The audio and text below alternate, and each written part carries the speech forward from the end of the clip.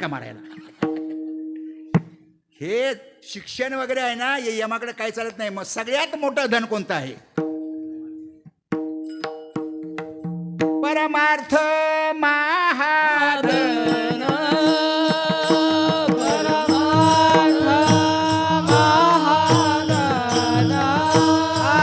जोडी देवाचे चरण. जोडी देवाचे चरण. आव्हावया जोतन.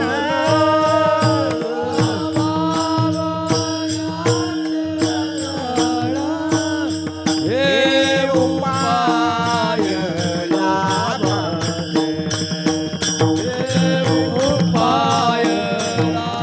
लाभाचे.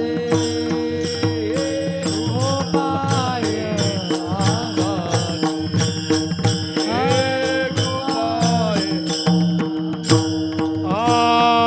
परमार्थ मादाना जोडी देवाचे चरण.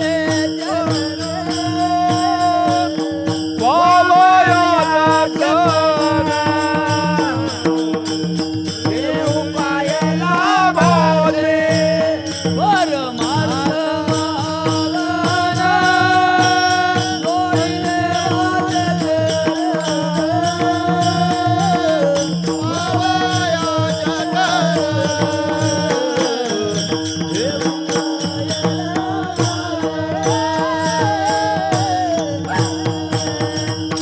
परमार्थ महाधन जोडी देवाचे चरण. भाव या जतन हे उपाय लाभाचे. नारायण घरी साठविले धन. अवघेची वाणत या पोटी. भाग्यवंतायशी जोडी परवडी संतांची. धन घरी पांडुरंग. अभंग हे सरेना. हे धन सरत नाही, याचा भंग होत नाही. घरी सगळ्यांनी जर भजन केले ना, ते घर मंदिर होतं बुवा. आता मला वाटतं घर मंदिर कोणाचं राहिलंच नाही. घर एक थिएटर झालंय. का? टीव्ही आला, डबडं आलं ते. आणि तुम्हाला आश्चर्य वाटले, श्रीमंताच्या घरामध्ये मी बघितले प्रत्येकाच्या बेडरूममध्ये वेगळ्या वेगळ्या टीव्ही आहे बुवा. का? प्रत्येकाची चॉईस वेगळी आहे. ती मुलं आहेत ना, ते कार्टून जर घेतात काय ते म्हणतात काय, रिमोट जर घेतला ना ते देतच नाहीत बुवा बघून कोणाला. मग मुलांकरता वेगळा टीव्ही, नवराबांकरता वेगळा, आणि म्हातारे बाकी काय आवडत नाही भजन कीर्तन, ते त्यांचा टीव्ही वेगळा बुवा. घर एक थिएटर झाले प्रत्येकाचं. आता घर कसं असावं, हे घर शब्द आल्या म्हणून तुम्हाला सांगतो. आपलं घर कसं पाहिजे हे चाणक्याने चांगल्या घराची 11 लक्षणं सांगितली आहेत. ऐकून ठेवा फक्त. सानंदम सदनम सुताश सुदिया कांता मृदुभाषिणी सन्मित्रम सुधनम सुयोषितरता ज्ञापरा सेवका आतिथ्यम शिवपूजन प्रतिदिन मिष्टान्नपानम घ्रम साधो संगम उपासते धन्य गृहस्थाश्रमा. अर्थ आहे का? सानंदम संज्ञा म्हणजे चटणी भाकरी खा, पण सगळ्यांनी आनंदात राहा. हल्लीच्या भाषेमध्ये वडापाव खा, चायनीज खा, पण सगळ्यांनी आनंदात राहा. मुलगा आज्ञाधारी पाहिजे, बायको खेकसणारी नको. तुम्हाला काय कळतंय? पुरुष गार पडलाच म्हणून समजा बुवा. सानंदम सदनम सुताशी कांता मृदुभाषिणी सन्मित्रम. ज्याचे मित्र सज्जन आहेत म्हणजे बेरबारमध्ये भन्नाला आणणारे. सुधनम, ज्याच्या घरी कष्टाचा 2 नंबरचा पैसा येत नाही, मेहनतीचा पैसा येतो. जो स्वतःच्या बायकोवरच प्रेम करतो, इकडे तिकडे बघत नाही. Inverted underline. सोयशीतिरता, ज्याच्या घरी अतिथीला पाणी तरी मिळतं, ज्याच्या घरी देवाची संतांची शंकराची पूजा होते, ज्यांचे नोकर आज्ञाधारक आहेत, जे नेहमी मिष्टान्न खातात, आणि ज्यांच्या घरी साधूंची वर्दळ आहे, धन्यग्रस्ताश्रमा. तर म्हणलं असं घर कोणाचं होतं का? असं घर होतं पांडवांचं. 5 जणांमध्ये एकच बायको, कधीच भांडण नाही बुवा. आपल्या 5 जणांच्या 5 बायका, रोज भांडण. पांडवांच्या घरी रोज भजन, रोज कीर्तन, रोज प्रवचन. म्हणून द्वारकेचा राणा त्यांच्या घरी होता बुवा. ज्ञानदेव म्हणे व्यासाची आपुणा. ज्ञानदेव म्हणे ज्ञानदेव म्हणे व्यासाचे द्वारकेचा राणा पांडवा घर.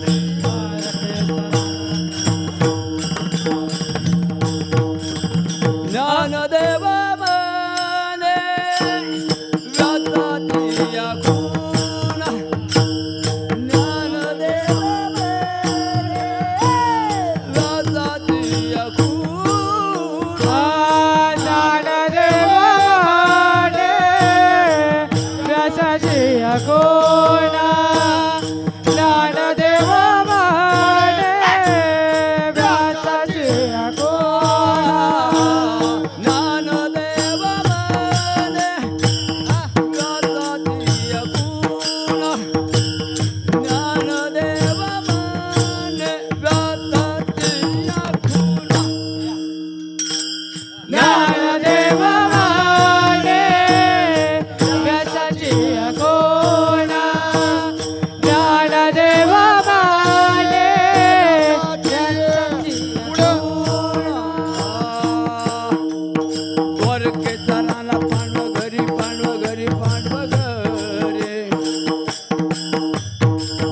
द्वारके चरण पांडवा घरी बोला बोला द्वारके चरण पांडवा घरी पांडवा घरी पांडवा घरी द्वारके चरण पांडवा घरी द्वारके चरण पांडवा घरी पांडवा घरी पांडवा घरी द्वारके चरण पांडवा घरी द्वारके चरण पांडवा घरी पांडवा घरी पांडवा घरी द्वारके चरण पांडवा घरी हरी मुख मना हरी मुख मना हरी मुख मना हरी मुख हरे मुखे वाणा हरे मुखे वाणा हरी मुख मना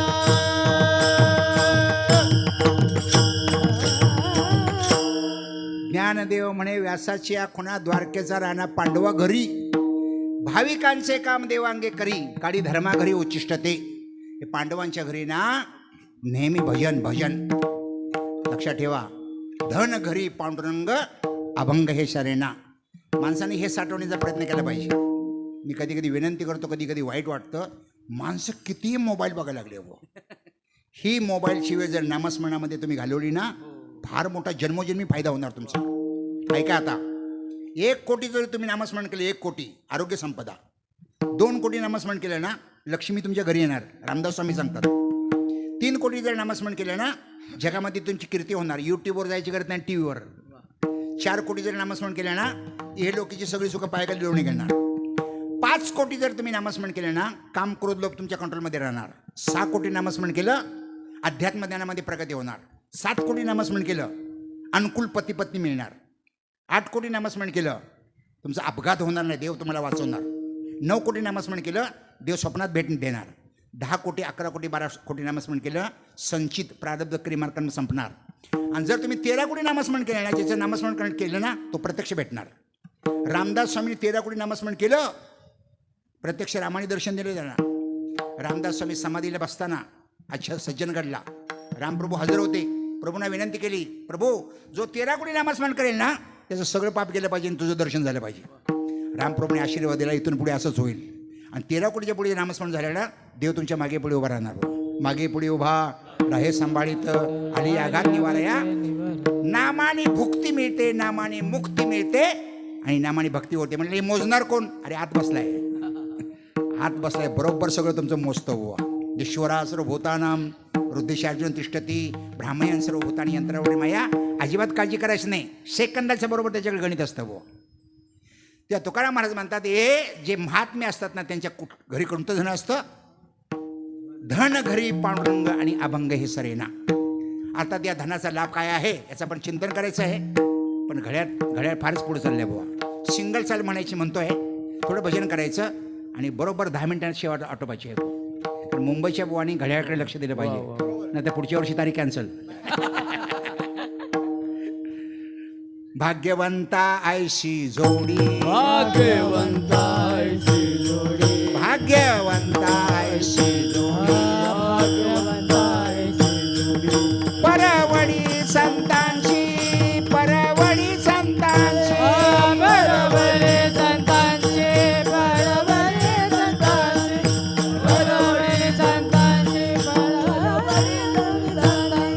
धन घरी पांडुरंग, धन धरे पांडुरंग, धन घरी पांडुरंग, धन धरे पांडुरंग, अभंग हे सरेना, अभंग हे सरेना, अभंग हे सरेना, अभंग हे सरेना, अभंग हे सरेना.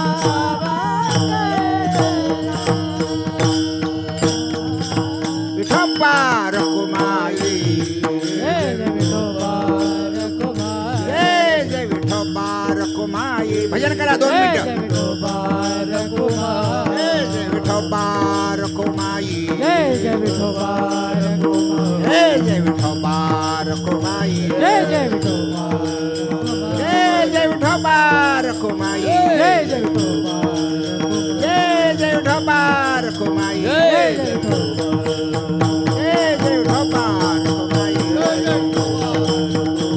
जय विठोबा रखुमाई जय जय विठोबा जय जय विठोबा रखुमाई जय जय विठोबा जय जय विठोबा रखुमाई जय जय विठोबा जय जय विठोबा रखुमाई जय जय विठोबा पुंडलिक वरदा हरी श्री ज्ञानदेव तुकाराम विठोबा विठोबा जय जय विठोबा रखुमाई जय जय विठोबा जय जय विठोबा रखुमाई जय जय विठोबा जय जय विठोबा रखुमाई जय जय विठोबा